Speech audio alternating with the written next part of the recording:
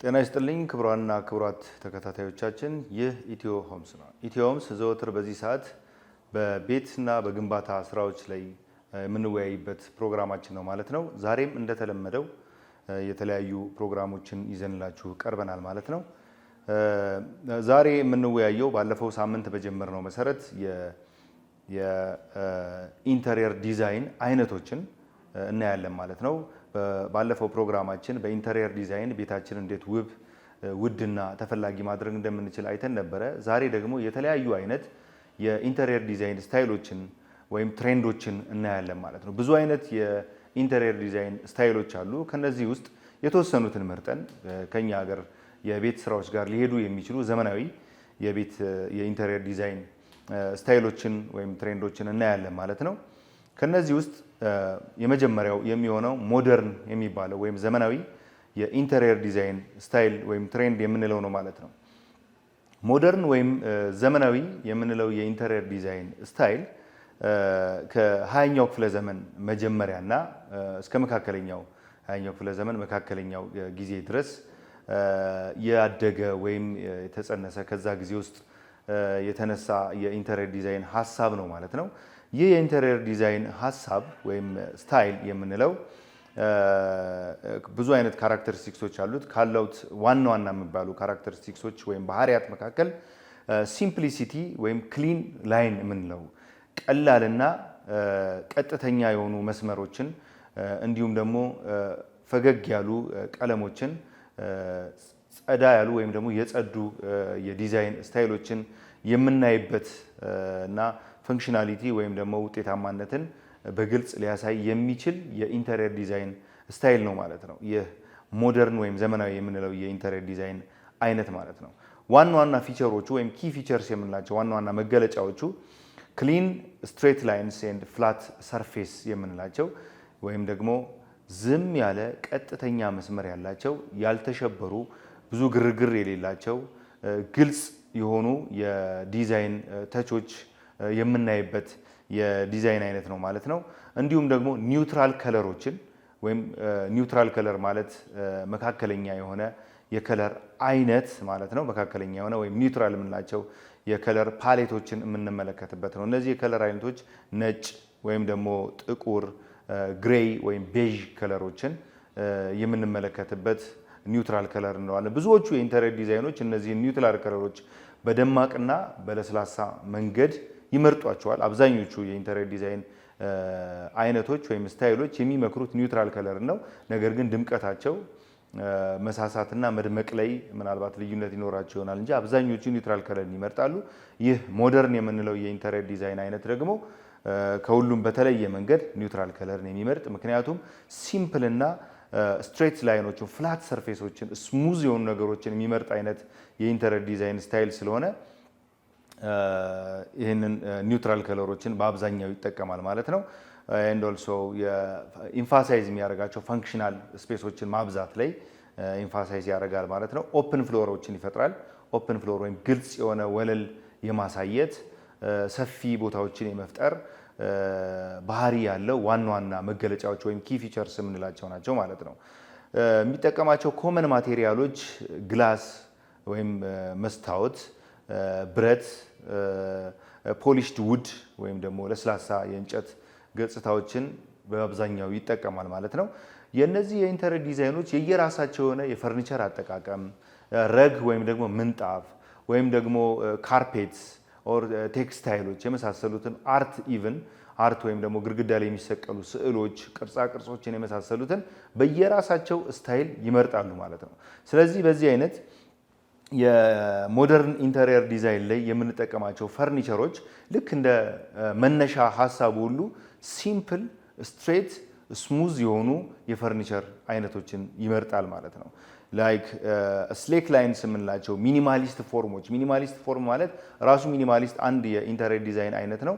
እዚህ ሞደርን ዲዛይን ላይ ፈርኒቸሮቹ ሚኒማሊስት ስታይልን እንዲከተሉ ይመረጣል ማለት ነው። ያ ማለት ግዙፍ ያልሆኑ ሲምፕል የሆኑ ለምሳሌ መቀመጫዎቻችን ወይም ሶፋ የመደገፊያ ሳይዛቸው ትልቅ ያልሆነ ቀጥተኛ የሆነ መስመር የሚጠቀሙ የፈርኒቸር አይነቶችን ይመርጣል ማለት ኒውትራል የሆነ ቶን ያላቸው ከለራቸው ራሱ ከግድግዳውና ከምንጣፉ ጋር ተቀራራቢነት ያላቸው በጣም ያልተዘበራረቀ ስሜትን መፍጠር የሚችሉ የራሱ የፈርኒቸሮቹ ከለር ራሱ ኒውትራል ከለር ነው የሚመርጠው ያ ኒውትራል ከለር ከግድግዳችን ወይም ከቤታችን ቀለም ጋር ኒውትራል ከለር ካልነው የግድግዳችን ቀለም ጋር የሚጣጣም ወይም አብሮ ሊሄድ የሚችል አይነት የዲዛይን አይነትን ይመርጣሉ ማለት ነው ሚድ ሴንቸሪ የምንለው የፈርኒቸር ሞደርን ፒሶችን እንጠቀማለን ማለት ነው ሳይዛቸው አነስ ያለ ስትሬት ላይን ያላቸው መደገፊያዎቻቸው ያልገዘፉ እንዲሁም ደግሞ ከግድግዳና ከቤት ወለል ቀለሞቻችን ጋር አብረው ሊሄድ የሚችሉ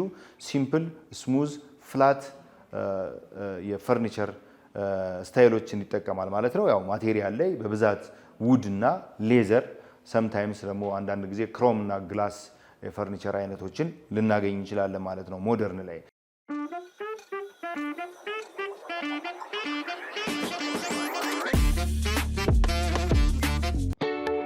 አቤት የመንገዱ ወዘና የቦሌ መገናኛ ጎዳና አሽከርካሪ በምቾት ይናኛል ተሳፋሪ ግራና ቀኙን ይቃኛል በዘመናዊ ጎዳና ሌላው አዲስ ነገር ፈጣን የኤሌክትሪክ መኪኖች ቻርጀር ኢትዮ ቴሌኮም ለኤሌክትሪክ ተሽከርካሪዎች እጅግ ፈጣን የባትሪ መሙያ ገንብቶ ወደ ሥራ አስገብተዋል ፈጣን የኤሌክትሪክ ቻርጀሩ በስማርትና ሰው ሰራሽ አስተውሎት በተደገፈ ቴክኖሎጂ ላይ ተመስርቶ የኤሌክትሪክ መኪና ቻርጀሮቹ እንደ ተሽከርካሪው ሞዴልና የባትሪ ሁኔታ ለይቶ በሰከንድ 1 ኪሎ ሜትር የሚያስኬዳቸውን የኤሌክትሪክ ኃይል በፍጥነት ይሞላል በአንድ ጊዜ 32 ተሽከርካሪዎችን ቻርጅ ማድረግ ያስችላል ቻርጅ ማድረጊያ ጣቢያው ሳምንቱን ሙሉ በቀን 24 ሰዓት ያገለግላል ዋጋው ለ1 ኪሎዋት 10 ብር ብቻ ክፍያውን በቴሌብር ሱፐር አፕ በቀላሉ መፈጸም ይቻላል አዳዲስ ዕድሎችን በማቅረብ ሁሌም ለሀገርና ለወገን ቀዳሚ የመፍትሄ ተገን ኢትዮ ቴሌኮም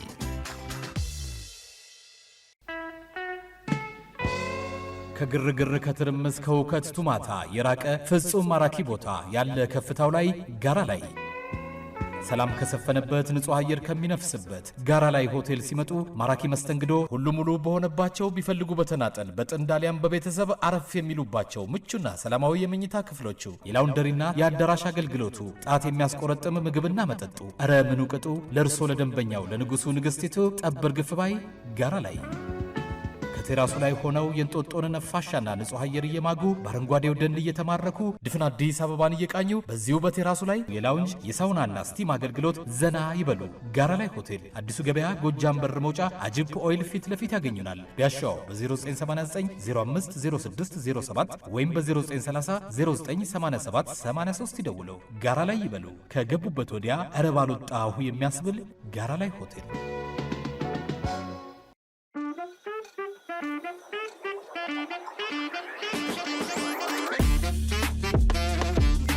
ሚኒማሊስት እና ማክሲማሊስት የሚባሉ የኢንተሪየር ዲዛይን ስታይሎች አሉ ሚኒማሊስት የሚባሉ የኢንተሪየር ዲዛይን ሞደርን ዲዛይን ላይ ብዙ ጊዜ የምናካትተው የኢንተሪየር ዲዛይን አይነት ነው ማለት ነው ሚኒማሊስት የኢንተሪየር ዲዛይን እንደ ስሙ እንደሚያስረዳን ሚኒማሊስት የኢንተሪየር ዲዛይን የፈርኒቸሮች ወይም የአርቶች አሊያም በቤት ውስጥ የምንጠቀማቸው የተለያዩ ኮሌክሽኖቻችን በአጠቃላይ ሳይዛቸው አነስ ያለ እንዲሆን የሚፈልግ የድምቀቶችም የተለያዩ ድምቀቶችን የከለር ድምቀቶችንም የሚመጥን ሁሉንም ሚኒማይዝ ማድረግ የሚፈልግ የኢንተሪየር ዲዛይን አይነት ነው ስፔሱን ኦፕን ማድረግ ስለሚፈልግ አብዛኞቹ ነገሮች ላይ ምን ይጠቀማል ሚኒማይዝድ የሆነ ሳይዞችን ይጠቀማል ማለት ነው ይሄ ሚኒማሊስት ኢንተሪየር ዲዛይን እንለዋለን ማለት ነው ለምሳሌ ቬሪ ፊው የሆኑ ዲኮሬቲቭ አይተሞችን ግድግዳዎች ላይ ይጠቀማል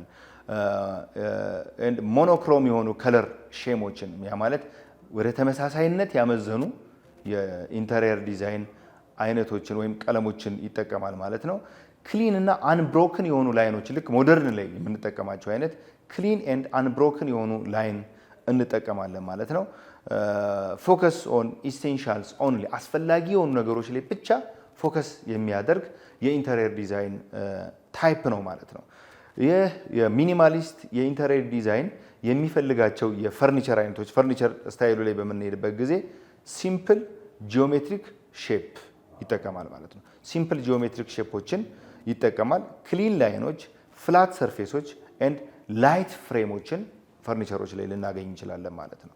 ላይን ፍሬሞችን ፈርኒቸሮች ላይ ልናገኝ እንችላለን ማለት ነው።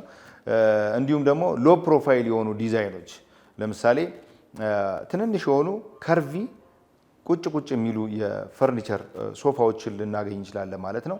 ከለሮቻቸው ኒውትራል ናቸው። እዚህ ጋር በጣም ቤዥ የሆነ ከለርን ብዙ ጊዜ ይመርጣል ኒውትራል ከለር ማለት ነው። ማቴሪያሎቹ ደግሞ ውድን ናቸው። አብዛኛውን ጊዜ ውድን የሆነ ከለር ይጠቀማል። ሜታሊክ የሆኑ ስሙዝ ሰርፌሶችን ይጠቀማል። ፈር የሌላቸው ሌዘር ማቴሪያሎችን ሊጠቀም ይችላል ማለት ነው።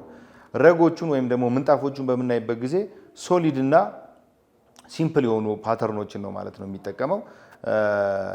ያ ማለት ምንም አይነት ቴክስቸር፣ ምንም አይነት ላይን፣ ምንም አይነት የግራፊክስ እይታዎችን ምንጣፎች ላይ አይፈልግም ማለት ነው። ስሙዝ የሆነ ወጥ የሆነ ከለርን ነው ሚውትድ የሆነ ከለርን ነው ማለት ነው የሚመርጠው። የሚኒማሊስት የሆነ ነገር ቦልድ የሆኑ ነገሮችን አይፈልግም።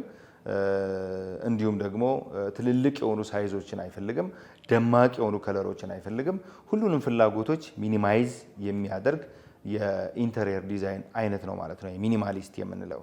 እንዲሁም ፋብሪኮቹም ተመሳሳይ ልክ እንደ ረጎቹ ፋብሪኬን ቴክስታይሎቹም ተመሳሳይ የሆነ ከለር፣ ተመሳሳይ የሆነ ፓተርን ዊዛውት ቴክስቸር የሚጠቀም ነው ማለት ነው። ፔንት ኤንድ ከለር ምርጫ ላይ ግድግዳ ቀለም ምርጫ ላይ ደግሞ ዋይት፣ ኦፍ ዋይት፣ ቤዥ፣ ስቶን ከለርስ ኤንድ ሶፍት ግሬይስ ይጠቀማል ማለት ነው። እነዚህን አይነት ሲምፕል የሆኑ ከለሮችን የሚጠቀም የኢንተሪየር ዲዛይን አይነት ነው ማለት ነው። አርት ኤንድ ዲኮር ላይ ግድግዳ ላይ የምንጠቀማቸው አርት ኤንድ ዲኮርስ ሲንግል የሆነ ላርጅ ፒስ ይጠቀማል ማለት ነው። የተለያዩ አይነት ብዙ አርት አይነቶችን ግድግዳ ላይ መጠቀም ሳይሆን ኦር ዲኮሮቻችን በጣም ዋይድ የሆኑ ሲምፕል የሆኑ ሰፋፊና ተመሳሳይ ወጥ የሆነ ከለርና አርት ያላቸውን ወይም ስዕል ያላቸውን የወል አርቶችን ወይም ዲኮሮችን መጠቀም ላይ ፎከስ ያደርጋል ማለት ነው። ከርቴን ኤንድ ዊንዶዎቻችንም እንደዚሁ ሺር ከርቴኖች ናቸው። ፋይበር ወይም ሮለር ሼዶችን በብዛት እናያለን ማለት ነው። አብዛኛውን ግልጽ የሆነ ብርሃን ከውጭ በደንብ ሊያስገቡ የሚችሉ ያልደመቁ የመጋረጃ አይነቶችን፣ ስስ የሆኑ የመጋረጃ አይነቶችን ቤት ውስጥ ያለውን ብርሃን በስፋት ማሳየት ስለሚፈልግ የዚህ አይነት ስስ ሳሳ ያሉ ወጥ ከለር ያላቸውን የኢንተሪየር ከርቴኖችን ይጠቀማል ማለት ነው። ይሄ ሚኒማሊስት የምንለው የኢንተሪየር ዲዛይን አይነት ነው ማለት ነው። ሚኒማሊስት የምንለው የኢንተሪየር ዲዛይን አይነት ነው ማለት ነው። ማክሲማሊስት የኢንተሪየር ዲዛይን አይነት ከሚኒማሊስት ከምንለው የኢንተሪየር ዲዛይን አይነት በተቃራኒ የቆመ የኢንተሪየር ዲዛይን አይነት ነው ማለት ነው። ይህ የኢንተሪየር ዲዛይን አይነት የሚኒማሊስት ላይ የምናያቸው የነበሩትን ስሙዝ ወይም በጣም ሲምፕል የሆኑ የፈርኒቸር አይነቶች ወይም ደግሞ የቀለም አይነቶችን ቦልድ በሆነው አይነት የሚተካ የኢንተሪየር ዲዛይን አይነት ነው ማለት ነው። ስሙ እንደሚያመለክተው ማክሲማሊስት ማለት የፈርኒቸር ሳይዞቻችን በጣም ትልልቅ ናቸው፣ ከለሮቻችን በጣም ቦልድ ናቸው፣ እንዲሁም ደግሞ እይታ ውስጥ በጣም የሚገቡ ናቸው ማለት ነው። ለምሳሌ ካሉት ካራክተሪስቲክሶች ውስጥ ዋና ዋናዎች የምንላቸው ውስጥ ስንመለከት ፈርኒቸር ላይ በምንመጣበት ጊዜ ልክ እንደ ኤሌክትሪክ ሾኪንግ አይነት ወይም ፍሌም አይነት ከለር ያላቸው ቦልድ የሆነ ከለር ያላቸው ትልልቅ ሳይዝ ያላቸው ፈርኒቸሮችን ይጠቀማል ማለት ነው። እንዲሁም ደግሞ ሚክስድ የሆነ ማቴሪያሎችን በአንድ ፈርኒቸር ላይ ሚክስድ የሆነ ማቴሪያል ለምሳሌ የእንጨት እይታ ያለው፣ የብረት እይታ ያለው፣ ሌዘር የቀላቀለ ወይም ቴክስታይሎችን ከሌዘር ጋር ቀላቅሎ የሚያሳይ የፈርኒቸር አይነትን ይመርጣል ማለት ነው። ሌየርድ የሆነ ሉክ ያለው ተደራራቢነት ያላቸው ለምሳሌ የሶፋ ዲዛይኖቹ ሚኒማሊስት ላይ በጣም ሲምፕል ስትሬት የሆኑ አነስ ያለ ሳይዝ ያላቸው ፈርኒቸሮችን ይጠቀማል። ማክሲማሊስትን ግን በምናይበት ጊዜ ግን ልክ ሶፋዎቹ ተደራራቢ እይታ ወይም ሉክ ያላቸው ቦልድ ከለር ያላቸው ሳይዛቸው ተለቅ ያለ የፈርኒቸር አይነቶችን ይጠቀማል ማለት ነው። ምንጣፍም ላይ ስንመጣ በተመሳሳይ ቦልድ ከለር ዲፕ ብሉ የሆኑ ከለሮችን ወይም ደግሞ በጣም ዲፕ የሆነ ግሪን ወይም ደግሞ ሆት የሆነ ፒንክ ከለሮችን ይጠቀማል ማለት ነው። ሌየር መልቲፕል የሆነ ረግ ወይም ምንጣፍን ለምሳሌ ምንጣፉ ስሙዝ የሆነ አንድ ወጥ ምንጣፍ ሳይሆን የምናየው ልክ ተደራራቢ የሆኑ ምንጣፎችን እይታ ይፈጥራል ማለት ነው። የተደራረበ ምንጣፍ የሚመስል በከለር በዛ መንገድ ይፈጥራል ማለት ነው። የተለያዩ ሚክስድ የሆኑ ፓተርኖች ወይም ቴክስቸሮችን ምንጣፎች ላይ እናገኛለን። ፋብሪክና ቴክስታይል እንዲሁም ከርቴንም ላይ ልክ እንደ ምንጣፉ አይነት ሰፋፊ ዲዛይን ያላቸው ትልልቅ የአበባ ዲዛይን ወይም ደግሞ የተለያዩ የእንስሳት ዲዛይኖች ያላቸው ትልልቅ እይታዎችን የሚፈጥሩ ቦልድ የሆነ ከለር ያላቸው የመጋረጃ ቶኖችን እንጠቀማለን ማለት ነው። የማክሲማሊስት ዲዛይን ነገሮችን ሁሉ ማሳደግ ማጉላት የሚፈልግ አይነት የኢንተሪየር ዲዛይን ስታይል ስለሆነ የመጋረጃዎቻችን ከለር ምናልባት ትልልቅ የአበባ ደማቅ የአበባ ከለር ያላቸው የተለያዩ ፓተርኖችን ወይም ቴክስቸሮችን እዛ ቴክስታይላችን ወይም ደግሞ ከርቴናቻችን ላይ ልናይ እንችላለን ማለት ነው። ፔይንት የግድግዳ ቀለም ምርጫዎቹን ላይ በምናይበት ጊዜ ጄዌል ቶን የምንላቸው አንጸባራቂ የሆነ የቀለም አይነቶችን እናያለን ማለት ነው። በጣም ሪች የሆነ ዳርክ ከለሮችን ወይም ኔቪ ቻርኮል ከለሮችን በጣም ደማቅ የሆኑ የቀለም አይነቶችን እንደ ጎልድ የሚያንጸባርቁ አንጸባራቂ ቀለሞችን የመጠቀም አይነት ፍላጎት ወይም ደግሞ እይታን የሚፈጥር የስታይል አይነት ነው ማለት ነው። ሜታሊክ የሆነ አክሰንት ያለው ጎልድ ከለር፣ ብሮንዝ ከለር የመሳሰሉትን ከተለያዩ የዲኮር ስራዎቻችን ጋር ቀላቅሎ ያያል ወይም ይመለከታል ማለት ነው። አርቶቹም ልክ እንደዛ ትልልቅ አርቶች በጣም ደማቅ እና ብዙ አይነት ቴክስቸር እና የአርት ስራ በአንድ ስራ ላይ የተለያየ አይነት የአርት ስራን የሚያሳይ የዲዛይን አይነት ነው ማለት ነው። ይሄ ማክሲማሊስት የምንለው የዲዛይን አይነት ብዙ አይነት አርት ትሬንዶች እንደ ጋለሪ አይነት ወሎችን የሚያሳይ በጣም ብዙ በርካታ በአንድ ግድግዳ ላይ በጣም ብዙ ወይም ተደጋጋሚ የሆኑ ደማቅ የሆኑ የአርት ስራዎችን የሚመርጥ የኢንተሪየር ዲዛይን አይነት ነው ማለት ነው። ይሄ ማክሲማሊስት የምንለው የኢንተሪየር ዲዛይን። የመጨረሻው የኢንተሪየር ዲዛይን አይነታችን ኢንዱስትሪያል የሚባለው የኢንተሪየር ዲዛይን አይነት ነው ማለት ነው። ኢንዱስትሪያል የሚባለው የኢንተሪየር ዲዛይን አይነት ልክ ስሙ እንደሚያመለክተን የውስጥ እይታው የኢንዱስትሪ ሉክ እንዲኖረው የሚያደርግ ለምሳሌ የቤታችን የውስጥ እይታ የመጋዘን ቅርጽ ያለው የሚመስል ከፍተኛ ጣራ ያለው ወይም ደግሞ የጣራችን ከፍታ በጣም ሀይ የሆነ እንዲሁም ደግሞ የተለያዩ ፈርኒቸሮቻችን ወይም የግድግዳችን ቀለም በአብዛኛው የሚያሳየው ሉክ የኮንክሪት ወይም የብረት ቀለም አይነቶችን ፎከስ አድርጎ የሚያሳይ የኢንተሪየር ዲዛይን አይነት ነው ማለት ነው። ኪ ፊቸሮቹን በምንመለከትበት ጊዜ የፈርኒቸር ስራ ላይ ብንሄድ ውድን የሆነ ውድን የሆነ የፈርኒቸር ማቴሪያል ወይም ከለር ይጠቀማል። እንዲሁም ደግሞ የፈርኒቸሮቻችን እግሮች ለምሳሌ ልክ የቧንቧ ብረት አይነት ወይም ደግሞ የተለያዩ የማሽነሪ እግሮችን እንዲመስሉ የማድረግ እንዲሁም የሜታሊክ የሆነ ፍሬም ያላቸው ሶፋዎች ወይም መቀመጫዎችን እናያለን ማለት ነው። ብዙ ነገሮቹ ሶሊድ ኮንክሪት ወይም ደግሞ ንጹህ የሆነ ያልተቀባ የኮንክሪት እይታ እንዲሁም ደግሞ ናቹራል የሆነ የብረት ቀለም፣ ዳርክ የሆነ የእንጨት ቀለም እይታ እንዲፈጥር ያደርጋል ማለት ነው። ስለዚህ ይህ የፈርኒቸር እይታዎቹ ወይም ደግሞ ቴክስታይል የሚጠቀምበትም ጊዜ ልክ ከብረቱና ከናቹራል የእንጨት ቀለሙ ጋር እንዲሄድ የተለያዩ ጠቆር ያሉ ሌዘር ቀለሞችን ይጠቀማል። ጃንክ የሆነ ሳይዝ ያላቸው ሶፋዎችን ወይም ደግሞ ትልልቅ ሌዘር ሶፋዎችን ሪኮመንድ ያደርጋል ማለት ነው። ይህ ኢንዱስትሪያል የሚባለው የኢንተሪየር ዲዛይን አይነት ምንጣፎቹም ናቹራል የሆነ የእርዝ ከለር እንዲኖረው ያደርጋል። ዲስትረስድ የሆነ ከለር ያላቸው ስታይል ረጎችን ይጠቀማል ማለት ነው። ፍላት ሆነ ወቭን የሆነ የረግ ወይም ምንጣፍ አይነት ተመራጭ ይሆናል ማለት ነው። ጂኦሜትሪክ ወይም አብስትራክቲክ ዲዛይን ያላቸው የምንጣፍ ፓተርኖችን ወይም ቴክስቸሮችን እንመለከታለን ማለት ነው። የኢንተሪየር ዲዛይኖቹ ወይም የኢንዱስትሪያል ኢንተሪየር ዲዛይን ቀለም የምንላቸው ዋና ዋና ቀለሞች ቻርኮል፣ ኮንክሪት ግሬይ፣ ብላክ ወይም ረስቲ ከለር ያላቸው የግድግዳ ቀለም ወይም ደግሞ የቴክስታይል ቀለም አሊያም ደግሞ የፋብሪክ ቀለሞችን በብዛት እናያለን። ዳርክ ከለር ይበዛዋል። ናቹራል የሆነ የእርዝ ከለሮችን እንመለከታለን።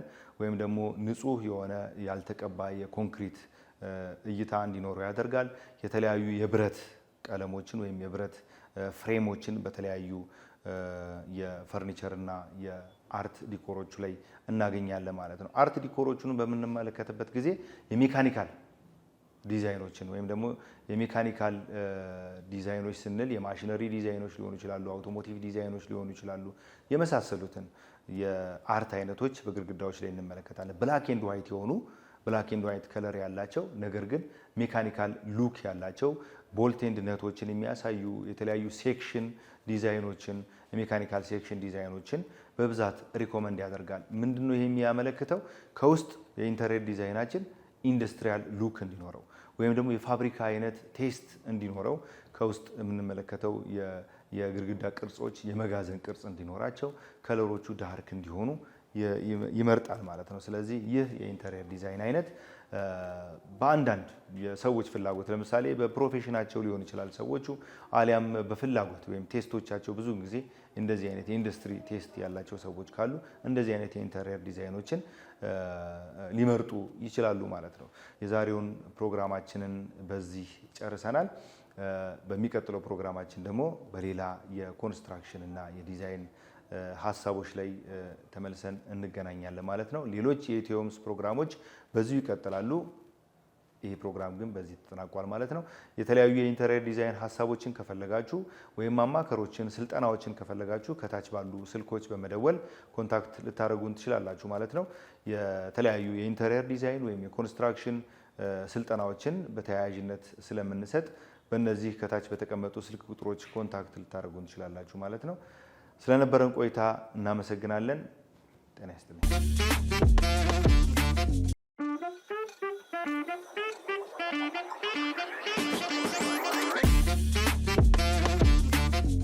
ሰላም ጤና ይስጥልን። የኢትዮ ሆምስ ተከታታይ ቤተሰቦቻችን እንደምን ሰንብታችኋል?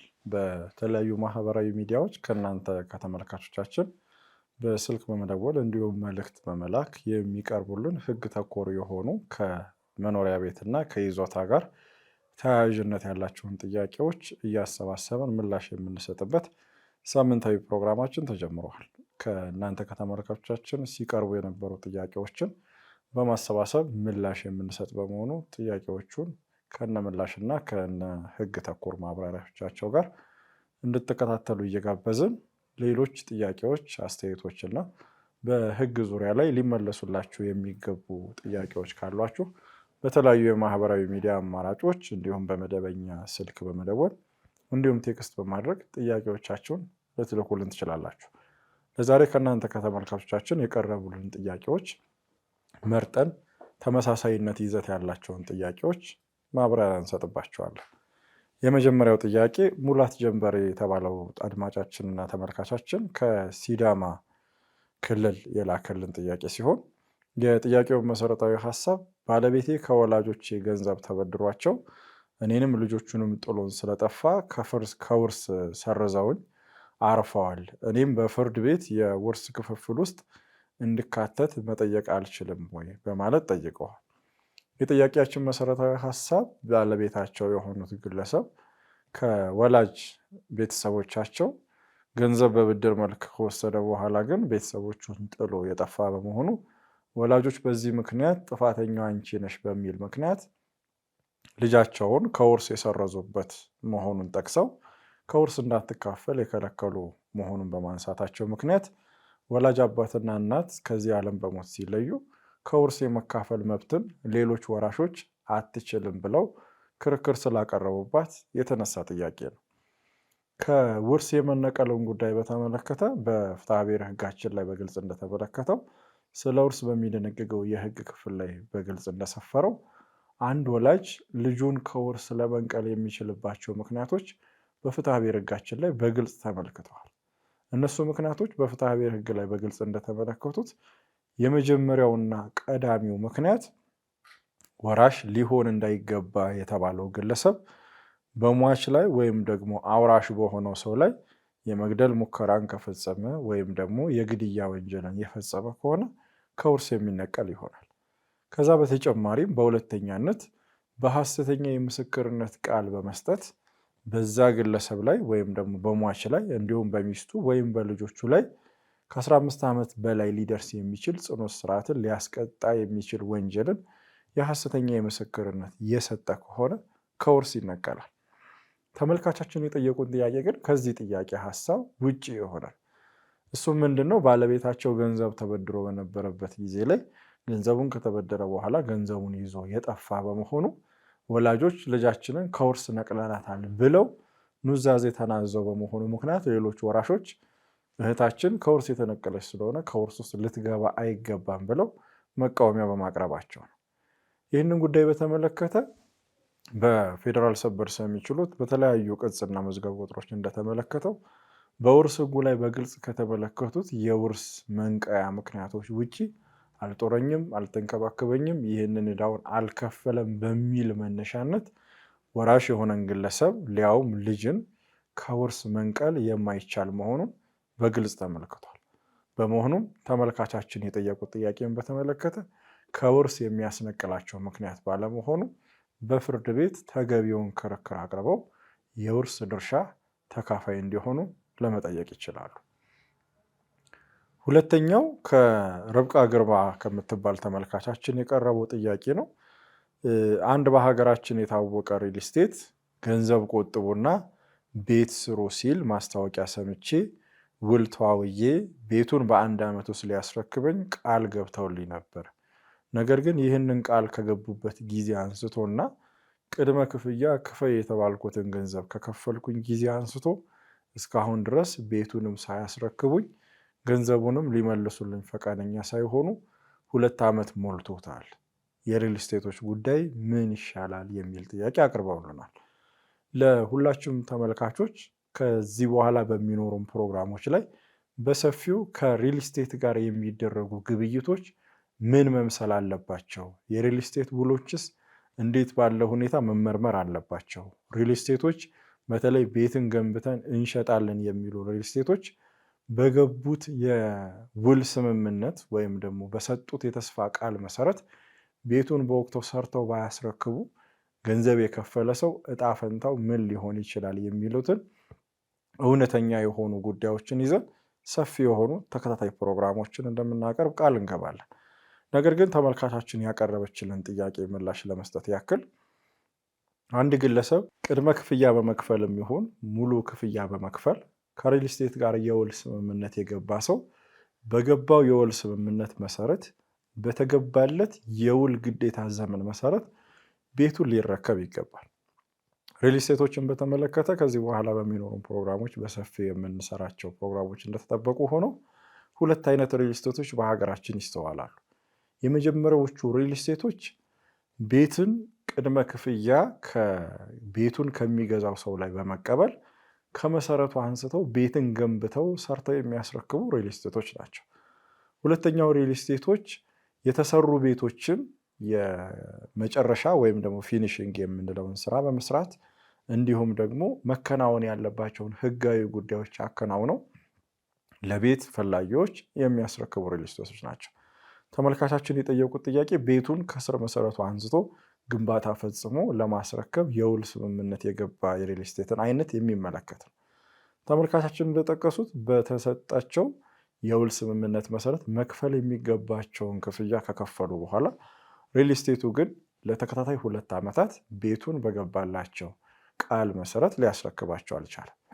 እንደዚህ ያለው ጉዳይ ሲፈጸም ገንዘብ የከፈለ ግለሰብ በህግ አግባብ ሲጠይቅ በመሰረታዊነት ማንሳት ያለበት ሪል ስቴቱ በነበረን የውል ስምምነት መሰረት በ2 ዓመት ውስጥ ገንብቶ ሊያጠናቀቅ ፈቃደኝነት የነበረው ቢሆንም በዛ አግባብ በወቅቱ ሊያስረክበኝ ያልቻለ በመሆኑ የገንዘቤ የመግዛት አቅም እየወረደ ነው። ከዛም በተጨማሪ ደግሞ ቤቱን እኖርበታለሁ እተዳደርበታለሁ ብዬ ያሰብኩትን ቤት በወቅቱ ባለመረከብ ጉዳት እየደረሰብኝ ነው ብሎ ውልን መሰረት አድርጎ ክስ ሊያቀርብ ይገባል። ውልን በተመለከተ በፍትሐ ብሔር ሕግ ቁጥር 1731 ላይ በግልጽ እንደተመለከተው ውል በተዋዋሉ ሰዎች መካከል እንደ ሕግ ሆኖ አስገዳጅነት ይኖረዋል።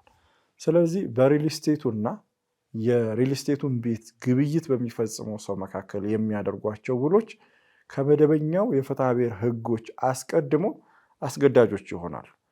ብዙ ጊዜ ሪል ስቴቶች ላይ የክስ አቤቱታ ሲቀርብ አስቸጋሪውና አከራካሪው ነጥብ ሪል ስቴቶች ለምን በወቅቱ ቤቱን ገንብተው እንዳላስረከቡ ሲጠየቁ የሚሰጡት ምላሽ የግንባታ ጥሬ ዕቃዎች፣ ብረት፣ ፌሮ፣ ሲሚንቶ፣ የተለያዩ የግንባታ ጥሬ ዕቃዎች የዋጋ መናርና የኢኮኖሚ ለውጡ በተባለው የጊዜ ገደብ ውስጥ ሰርተን እንዳናስረክብ ምክንያት ስለሆነ ይህም ደግሞ ከአቅም በላይ የሆነ ምክንያት ስለሆነ በዚህ አግባብ ቤቱን በወቅቱ ልናስረክብ አልቻለም የሚል ክርክርን ያቀርባሉ። ነገር ግን አንድ የግንባታ ተግባርን የሚያከናውን ሪል ስቴት አንድም ቤት በ2 ዓመት ውስጥ ሰርቼ አጠናቅቄ ለውል ሰጪ ወይም ደግሞ ውሉን በውል መሰረት ለገዛው ሰው አስረክባለሁ ሲል አስቀድሞ የግንባታ ጥሬ ዕቃዎች ለውጦች ሊኖሩ እንደሚችሉ አስቀድሞ ግምት መውሰድ ይኖርበታል። ይህንን ግምት ባለመውሰድና በራሱ ቸልተኝነት ምክንያት በወቅቱ ለግለሰቡ ቤቱን ለማስረከብ ያልቻለ እንደሆነ ቤቱን ቅድመ ክፍያ ከፍሎ የተዋዋለው ግለሰብ 2 አማራጭ ይኖረዋል። የመጀመሪያው አማራጭ ሪል ስቴቱ ተገዶ ቤቱን በተባለው የጊዜ ገደብ ውስጥ ገንብቶ እንዲያስረክበው መጠየቅ ይችላል። ሁለተኛው አማራጭ ደግሞ የከፈለውን ገንዘብ ከህጋዊ ወለድ ጋር እንዲመለስለት የመጠየቅ መብት ይኖረዋል። ስለዚህ ተመልካቻችን ባቀረቡት ጥያቄ መሰረት ሪል ስቴቱ በወቅቱ ቤቱን ለቆ ወይ ደግሞ ገንብቶ ማያስረክባቸው ከሆነ በዋነኝነት ቤቱን ለመክፈል ወይም ደግሞ ቤቱን ለመግዛት የከፈሉትን ገንዘብ ከህጋዊ ወለድ ጋር እንዲመለስላቸው መጠየቅ ወይም ደግሞ ተገዶ ቤቱን እንዲያስረክባቸው የመጠየቅ መብት ይኖራቸዋል።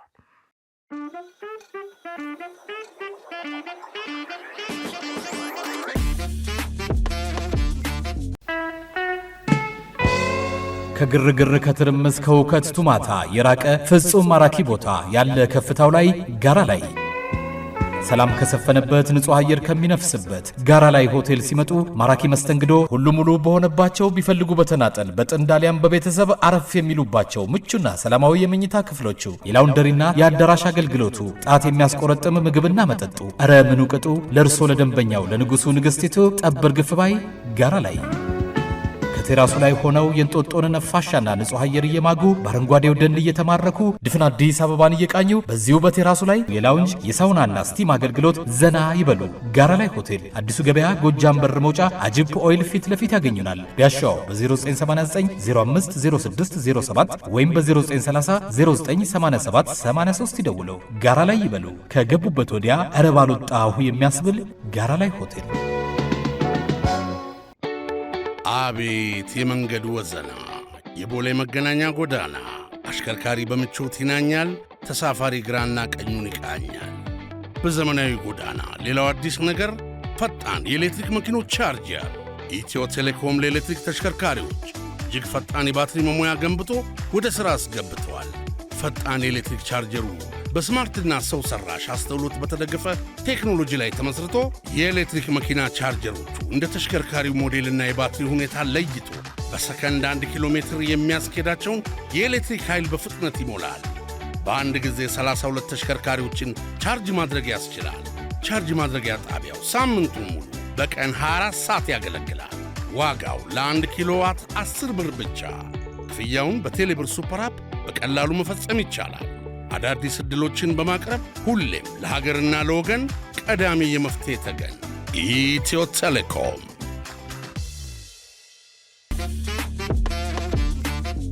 ሌላኛው ሜላት ዘነበ ከተባለች ተመልካቻችን የቀረበልን ጥያቄ የውርስ ክርክርን የተመለከተ ጥያቄ ነው።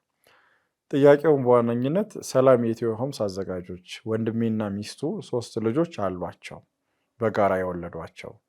ወንድሜ በድንገት ባረፈ ጊዜ ሚስቱ ከሌላ ወንድ የወለደቻቸውን 2 ልጆች ቀድሞ በቤት ውስጥ ይኖሩ ስለነበረ ጉዲፈቻ አሳድጎናል በሚል በሌለ ፊርማ እርስ በእርሳቸው ተመሰካክረው የሟች ወንድሜን ውርስ ከሌሎች 3 ልጆች ጋር ሊካፈሉ ነው። የወንድሜ ልጆች ለአቅመ አዳም ስላልደረሱ እኔ ክስ ከፍቼ መከራከር እችላለሁኝ ወይ? ይህንን ጉዳይስ በተመለከተ ሕጉ እንዴት ያየዋል? የሚል ጥያቄ ቀርቦልናል። የተመልካቻችን ጥያቄ እንዳዳመጣችሁት የተመልካቻችን ወንድም የሆነው ግለሰብ ከባለቤቱ ጋር በጋራ የወለዷቸው 3 ልጆች አሏቸው። ነገር ግን ከነዚህ ከ3 ልጆች በተጨማሪ የሚስት ልጆች ከሌላ ወንድ የተወለዱ ልጆች አብረው ይኖሩ የነበሩትን ከሟች እንደተወለዱ አድርጋ ሚስት ከሌሎች ልጆቻቸው ጋር ጨምራ የሟችን የወርስ ሀብት ለመካፈል እየፈለገች ያለች መሆኑን፣ ልጆቹ ግን ከሟች ወንድሟ የተወለዱ ልጆች ግን ለአቅመ አዳምና ለአቅመ ሔዋን ያልደረሱ ስለሆኑ የነሱ መብት እየተገፋ ስለሆነ እንዴት ላስጠብቅላቸው እችላለሁ የሚል ይዘት ያለው ጥያቄ ነው። ይህንን ጉዳይ በተመለከተ በተሻሻለ የቤተሰብ ሕግ ላይ በግልጽ እንደተመለከተው አባትና እናት በሕይወት እስካሉ ድረስ ወይም ደግሞ አቅም ያነሳቸው ወይም ደግሞ በሞግዚትነት የልጃቸውን መብትና ጥቅም ለማስጠበቅ የማይችሉ እስካልሆኑ ድረስ ሁለቱም ሞግዚትና አስተዳዳሪ ናቸው። ነገር ግን አንደኛው ወላጅ የሞተ እንደሆነ ወይም ደግሞ የፍርድ ክልከላ የተደረገበት እንደሆነ ሌላኛው በሕይወት የቀረው ወላጅ ለልጆቹ በተለይ 18 ዓመት ላልሞላቸው ሕፃናት ልጆች ሞግዚት ይሆንና የነሱን መብትና ጥቅም መጠየቅ ይችላል። ተመልካቻችን ያነሳችው ጥያቄ ግን ወላጅ እናት ከሟች ባለቤቷ ጋር ከወለደቻቸው 3 ልጆች ውጪ ያሉ ከትዳር ውጪ የተወለዱ ሌሎች 2 ልጆችን በሟች ስር እንደተወለዱ አድርጋ የሌሎችን ልጆች መብትና ጥቅም ሊነካ በሚችል ሁኔታ ወራሽነት ማስረጃ እንዲወጣ እያደረገች ነው። ይህንን ጉዳይ በተመለከተ በሕጉ ላይ በግልጽ እንደተመለከተው ወላጅ እናት ወላጅ አባት በሞተ ጊዜ ሞግዚት አስተዳዳሪ ትሆናለች ተብሎ የተመለከተ ቢሆንም የዚህ አይነቱ ስልጣን ዘላቂ ስልጣን አይደለም። ሕጉ በግልጽ እንደተመለከተው አባትም ይሁን እናት ማንኛውም ግለሰብ ሞግዚት ወይም አስተዳዳሪ ሆኖ ሲመደብ የልጆቹን መብትና ጥቅም የሚያስጠብቅ መሆን መቻል አለበት። ይህንን እስካላስጠበቀ ድረስ አባትም ይሁን እናት ከሞግዚትነት የማይሻሩበት ምክንያት የለም። ተመልካቻችን ባቀረቡልን ጥያቄ ላይ በግልጽ እንደተመለከተው ወላጅ እናት የልጆቹን መብትና ጥቅም ሊጎዳ በሚችል ሁኔታ አብረዋቸው ያልተወለዱ ወራሽ ያልሆኑ ልጆችን ወራሽ ናቸው በማለት የልጆቹ የውርስ ድርሻ ወደ ሌሎች ሰዎች ጭምር እንዲተላለፍ እያደረገች እስከሆነ ድረስ ለልጆቹ አክስት የሆነችው ተመልካቻችን እኔ ለልጆቹ ሞግዚት በመሆን ልሾም ከእናት ይልቅ የልጆቹን መብትና ጥቅም እኔ ያስጠብቃለሁ ብላ ከመጠየቅ የሚከለክላት ነገር የለም።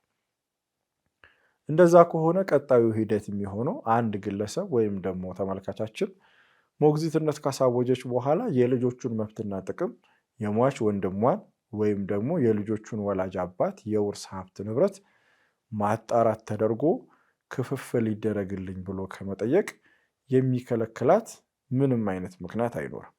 በመሆኑም ተመልካቻችን ላነሱት ጥያቄ የተጠቃለለ ምላሽ ስንሰጥ ወላጅ እናት ብትኖርም ወላጅ እናት ለልጆች መብትና ጥቅም በተገቢው መንገድ እስካልሰራች ድረስ የልጆቹ ሞግዚትና አስተዳዳሪ ለመሆን የሟች እህት ወይም ደግሞ አክስት የምትሆነዋ ከመሆን የሚከለክላት የሕግ አግባብ የለም።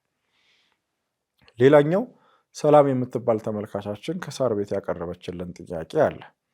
እሱም ጥያቄ ሰላም ኢትዮ ሆምስ አዘጋጆች የሕግ ትንታኔያችሁ አሪፍ ነው። የኔ ጥያቄ ታላቅ እህቴና ባለቤቷ መሃን ነበሩ።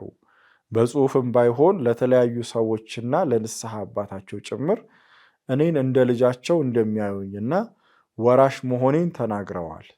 የእህቴ ባለቤት ወንድሞች እኔን ከንብረቱ አፈናቅለው ቤቱን ተቆጣጥረውታል። ምን ማድረግ እችላለሁ? በማለት ጥያቄ አቅርበዋል።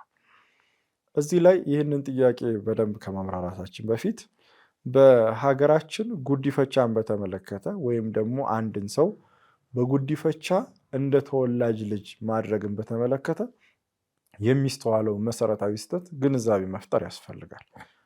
ጉዲፈቻ በሕጉ ላይ በግልጽ እንደተመለከተው ልጆች መውለድ ያልቻሉ ወይም ደግሞ መውለድ የሚችሉም ቢሆን ካላቸው ሰብአዊነት በስጋ ያልወለዷቸውን ልጆች ለአቅመ አዳምና ለአቅመ ሔዋን ያልደረሱ ልጆችን እንደ ልጃቸው አድርገው የሚቀበሉበት የሕግ ስርዓት ነው። በተለይ በቤተሰብ ሕጉ ላይ በግልጽ እንደተመለከተው ልጆችን ለመውለድ ያልቻሉ ልጆች በሕግ አግባብ የልጅ ባለቤት የሚሆኑበት መንገድ ጉዲፈቻ ነው። ነገር ግን ብዙውን ጊዜ በሀገራችን ውስጥ የሚስተዋለው የጉዲፈቻ ስርዓት በሕጉ ላይ ከተመለከተው አንድን ሕፃን ወይም ደግሞ አንድን ልጅ ጉዲፈቻ የማድረግ ሂደትን ያልተከተለው ሆኖ ይገኛል። እንዲሁ በቃል ብቻ ይህ ሰው የኔ ልጅ ነው፣ ይህ ሰው በጉዲፈቻነት ወስጄዋለሁ ብቻ ተብሎ የሚደረግ የጉዲፈቻ ስምምነት በቤተሰብ ሕጉ ላይ በግልጽ እንደተመለከተው በሚመለከተው አካል እስካልጸደቀ ድረስ የሕግ ውጤት ያለው አይሆንም። ተመልካቻችን ያነሱትም ጥያቄ የታላቅ እህታቸውና ባለቤታቸው ከእሳቸው ጋር ሲኖሩ የነበሩ መሆኑን ከነሱ ጋር ሲያድጉ የነበሩ መሆኑን እነዚህም ሰዎች ታላቅ እህታቸውም ለተለያዩ ሰዎች እነዚህ ልጆች ወይም ደግሞ ተመልካቻችን ለነፍስ አባታቸውም ሆነ ለተለያዩ ለሰፈርተኛው ሰው እንደ ልጃችን ነው ምናያት ብለው ሲናገሩ የነበሩ በመሆኑ የጉዲፈቻ ልጅ ተብዬ በውርስ ክፍፍል ውስጥ መጠየቅ አልችልም ወይ የሚል መከራከሪያን አቅርበዋል። ይህንን ጉዳይ በተመለከተ ቅድም እንዳነሳ ነው አንድን ሰው ጉዲፈቻ ልጅ ነው ብሎ ለመደምደም በሕግ አግባብ የጸደቀ የጉዲፈቻ ውል ስምምነት ማቅረብ ይኖርበታል እንጂ እንዲሁ በመንደር በሰዎች ዘንድ የቀረበውን የቃል መነሻነት በማድረግ የጉዲፈቻ ልጅ ነኝ በማለት መጠየቅ አይቻልም። ነገር ግን ለተመልካቻችን የገጠማቸው ችግር መፍትሄ ለመስጠት ያህል እንደጠቀሱት ታላቅ እህታቸውና ባለቤታቸው መሃን የነበሩ ከሆኑና እነሱ የሞቱ ከሆነ ወደ ታች ሊወርሳቸው የሚችል ሰው አይኖርም። ስለዚህ ታላቅ እህታቸው ተወላጅ ልጅ ከሌላቸው በፍትሐብሔር ሕጋችን ላይ ከፍትሐብሔር ሕግ ቁጥር 839 አንስቶ በግልጽ እንደተመለከተው ወደ ታች የሚወርሱ ተወላጅ ልጆች የሌሉ ከሆነ የውርስ ድርሻው ወደ ወላጆች ይሄዳል። ወላጆች በሕይወት ካሉ ወላጆች ልጆቻቸውን የመውረስ መብት ይኖራቸዋል። ወላጆችስ በሕይወት ከሌሉ አሁን ተመልካቻችን ላነሱት ጥያቄ መፍትሄ ይሆናል። በወላጆች እግር ስር ተተክተው በወላጆች ፋንታ ተተክተው የሟቾች እህትና ወንድሞች እንድንወርስ ይደረግልን በማለት መጠየቅ፣ በዛም አግባብ የውርስ ሀብት ድርሻው ክፍፍል እንዲደረግላቸው መጠየቅ ይችላሉ። ነገር ግን ተመልካቻችን ባቀረቡት ጥያቄ አግባብ ውርሱን በሞግዚትነት ወይ ደግሞ በጉዲፈቻነት ልካፈል ብሎ መጠየቁ የሕግ መሰረት የሌለው በመሆኑ ክርክሩ ተገቢነት ያለው አይሆንም። እንግዲህ ተመልካቾቻችን ከእናንተ ከተመልካቾቻችን በተለያዩ የማህበራዊ ሚዲያዎች በመደበኛ በስልክ በቴክስትም ሆነ በመደወል የላካችሁልን ጥያቄዎች በማሰባሰብ የሕግ ትንታኔና ማብራሪያዎች የሰጠንበት ፕሮግራማችን ይህንን ይመስላል። የተለያዩ የኢትዮ ሆምስ የማህበራዊ ሚዲያዎችን የዩቲዩብ ቻናሎቻችን ሰብስክራይብ አድርጉ። በየጊዜው የሚለቀቁ የሕግ ትንታኔዎችን የሕግ ሀሳቦችን በዝርዝር ምላሽና ማብራሪያ የምንሰጥበት ይሆናል። በስክሪን ላይ በምትመለከቱት ስልክ ቁጥርን በመደወል ያላችሁን ጥያቄዎች ማቅረብ ትችላላችሁ። ለዛሬ የነበረን ፕሮግራም ይህንን ይመስላል። እስከ ቀጣይ ሳምንት ድረስ ቸር ሰንብቱ።